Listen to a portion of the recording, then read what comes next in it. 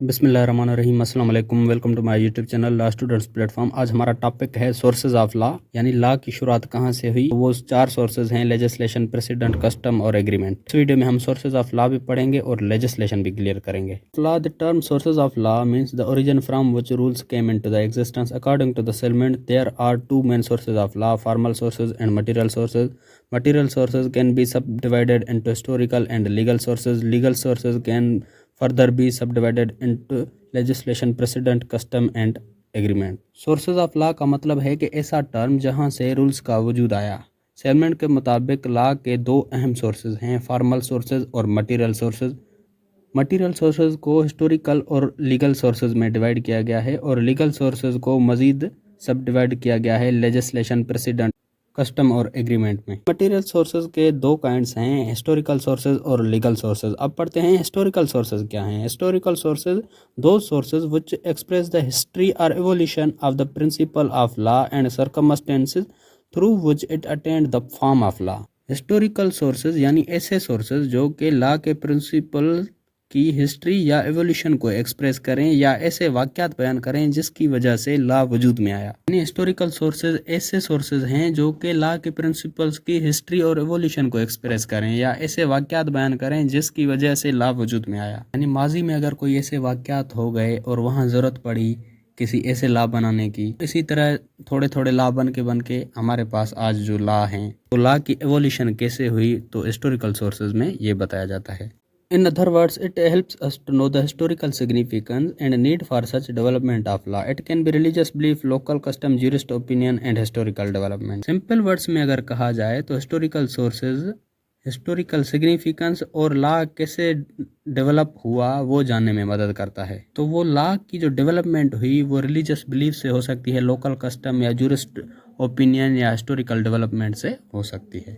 Historical sources are only persuasive. They are the sources in fact, but they have no legal recognition. They become legal if they are recognized by law. Historical sources सिर्फ समझने के मकसद के लिए इस्तेमाल किए जाते हैं, उनको कोई लीगल रिकग्निशन हासिल नहीं। ये लीगल हो सकते हैं अगर लॉ इनको रिकॉग्नाइज करे। यानी जो चीज़ें पास्ट में हो चुकी हैं, जो केसेस पास्ट में हो चुके हैं, तो आज के दौर में सिर्फ उनको समझने के पर्पज़ के लिए इस्तेमाल किया जा सकता है। वो लीगल नहीं, उनको लीगल रिकग्निशन हासिल नहीं है। वो लीगल हो सकते हैं अगर यहाँ पर लेजिस्लेशन उसको लीगल बना देती है, लेकिन आमतौर पर हिस्टोरिकल सोर्सेज को सिर्फ समझने के लिए इस्तेमाल किया जाता है, उनको कहीं भी अप्लाई नहीं किया जा सकता। These are unauthoritative sources because those certain situation do not relate to this situation. ये अनअथॉरिटेटिव सोर्सेज हैं क्योंकि जो उस वक्त की सिचुएशन थी वो आज की सिचुएशन से रिलेट नहीं कर सकते। यानी उस दौर में अगर कोई वाक़या हुआ और उस वाक़े को सॉल्व किया गया, लेकिन इस दौर में अगर कोई वाक़या होता है तो वो आज के लोगों की थिंकिंग से रिलेट नहीं कर सकता। इसलिए हिस्टोरिकल सोर्सेज को लीगल रिकग्निशन हासिल नहीं है। लेकिन कुछ ऐसे वाक़यात या कुछ ऐसे लॉज हैं जिनको आज के दौर में रिकॉग्नाइज किया गया है और वो इन्फोर्स हो सकते हैं। अब दूसरा है हमारे पास legal sources. Legal sources are the instruments और organs of the state by which legal rules are created. Legal sources state के ऐसे इंस्ट्रूमेंट्स या ऑर्गन्स हैं जिनके जरिए लीगल रूल्स क्रिएट किए जाते हैं। Unlike historical sources, legal sources are authoritative and have legal recognition. John Salmond has classified legal sources of law into following. जो लीगल सोर्सेज हैं वो अथॉरिटेटिव होते हैं और लीगल रिकग्निशन उनको हासिल है। जैसे हिस्टोरिकल सोर्सेज अनअथॉरिटेटिव थे और उनको लीगल रिकग्निशन हासिल नहीं थी, उनके बरक्स लीगल सोर्सेज अथॉरिटेटिव होते हैं और उनको लीगल रिकग्निशन भी हासिल है। जॉन सेलमेंट ने लीगल सोर्सेज को फॉलोइंग कंपोनेंट्स में डिवाइड किया है, लेजिस्लेशन, प्रेसिडेंट, कस्टम और agreement. Agreement is also considered as the source of law. Agreement को भी जूरिस्प्रूडेंस में सोर्स ऑफ लॉ या सोर्स ऑफ जूरिस्प्रूडेंस कंसीडर किया जाता है। अब पहला सोर्स ऑफ लॉ हमारा आता है legislation. Legislation is the term which is taken from legis plus latum. Legis means law and latum means making. Legislation means process of law making. Legislation एक Latin term है जिसकी meaning है process of law making. According to the settlement, legislation is that source of law which consists in the declaration of legal rules by competent authority. सेलमेंट के मुताबिक मुल्क में competent authority से legal rules को declare करना legislation कहा जाता है। यानी जैसे पाकिस्तान में पार्लियामेंट है वो लीगल रूल्स को डिक्लेयर करती है तो उसको लेजिस्लेशन का पावर हासिल है। ऑस्टिन के मुताबिक making of law by supreme sovereign authority which must be followed by every stratum of the society by the sanction. Austin के मुताबिक कोई भी सुप्रीम अथॉरिटी या सोवरेन अथॉरिटी कोई भी अगर लॉ बनाती है और उस लॉ को पूरी सोसाइटी को फॉलो करना होता है तो ये है लेजिस्लेशन। यानी कोई भी अगर सुप्रीम अथॉरिटी लॉ बनाती है तो वो लेजिस्लेशन है। Legislation is the process of law making where competent authority is given a task of drafting and enacting the law in the state. It is also said to be a strict concept of law making because there is only one body which is entrusted with the work of law making। किसी भी competent authority को कोई भी law draft या enact करने का task दिया जाता है और वो लॉ बनाते हैं और इस प्रोसेस को लेजिस्लेशन कहा जाता है। लॉ मेकिंग का कॉन्सेप्ट बिल्कुल ही स्ट्रिक्ट है क्योंकि ये काम सिर्फ एक ही बॉडी को इंटरेस्ट किया जाता है और वही बॉडी सुप्रीम अथॉरिटी होती है। Legislation makes new laws amends old laws. Legislation पुराने लॉज अमेंड करती है और नए लॉज बना। अब टाइप्स ऑफ लेजिस्लेशन। लेजिस्लेशन के दो टाइप्स हैं, सुप्रीम लेजिस्लेशन या प्राइमरी लेजिस्लेशन और दूसरा है सबऑर्डिनेट लेजिस्लेशन। अब पहला है supreme legislation. Supreme legislation is the legislation adopted by the sovereign और सुप्रीम अथॉरिटी, जैसे कि पाकिस्तान में पार्लियामेंट है, of the state and this can not be repealed, annulled और controlled by any other legislative authority. Supreme legislation एक ऐसी legislation है जिसको मुल्क की सुप्रीम अथॉरिटी अडॉप्ट करती है, जैसे कि पार्लियामेंट, और इस सुप्रीम अथॉरिटी को रिपील, एनल या कंट्रोल नहीं किया जा सकता किसी और हायर अथॉरिटी से। यानी अगर कोई भी लेजिस्लेशन कानून बनाती है तो कोई भी उसको मनसूख नहीं कर सकता या फिर कैंसिल नहीं कर सकता या उसको कोई हायर अथॉरिटी कंट्रोल नहीं कर सकती। Law made by supreme legislation can not be enacted, amended और repealed by any other authority. जो कानून सुप्रीम लेजिस्लेशन बनाती है वो किसी से भी इनेक्ट, अमेंड या रिपील नहीं हो सकता। Everyone is bound to follow the law, no challenge can lie in any court of law. जो कानून सुप्रीम लेजिस्लेशन से बनाया गया है सबको उसको फॉलो करना होगा और उसके खिलाफ कोई भी चैलेंज किसी भी कोर्ट ऑफ लॉ में नहीं लिया जा सकता। Jurisdiction can say it's wrong or contrary to Islam but can't control supreme legislation. जो मुल्क की जुडिशरी है वो सिर्फ इतना कह सकती है ये रॉन्ग है या इस्लाम के खिलाफ है, लेकिन उसको कंट्रोल नहीं कर सकती। ये था हमारा सुप्रीम लेजिस्लेशन। दूसरा है सबऑर्डिनेट लेजिस्लेशन। जैसे सुप्रीम लेजिस्लेशन मुल्क के कानून बनाती है उसके मातहत है subordinate legislation. Subordinate legislation are made after taking power from sovereign supreme legislation. जो सबऑर्डिनेट लेजिस्लेशन कानून बनाती है उसको जो पावर मिलता है वो सुप्रीम लेजिस्लेशन से ही मिलता है। सुपीरियर अथॉरिटी डेलीगेट्स और transfers his power to subordinate in order to relax themselves from the burden, so subordinate bodies start legislating और लॉ मेकिंग। जो सुपीरियर अथॉरिटी है, जैसे पहली हमने पढ़ी सुप्रीम अथॉरिटी, वो अपना बर्डन को कम करने के लिए, अपने आप को रिलैक्स करने के लिए अपने कुछ पावर्स सबऑर्डिनेट लेजिस्लेशन को ट्रांसफ़र कर देती है। उनके पास ये पावर्स होते हैं कि वो अपने डिपार्टमेंट में अपने लिए कानून बना सकते हैं। अब मिसाल के तौर पर जैसे सुप्रीम लेजिस्लेशन पार्लियामेंट ने मुल्क का कानून बनाया, इसी तरह अगर कोई भी यूनिवर्सिटी है तो वहाँ आकर पार्लियामेंट तो कानून नहीं बनाएगी, या फिर अगर किसी भी सूबे की पुलिस है तो उन पुलिस वालों की ज़रूरत के लिए कोई कानून बनना है तो वो आके पार्लियामेंट तो नहीं बनाएगी।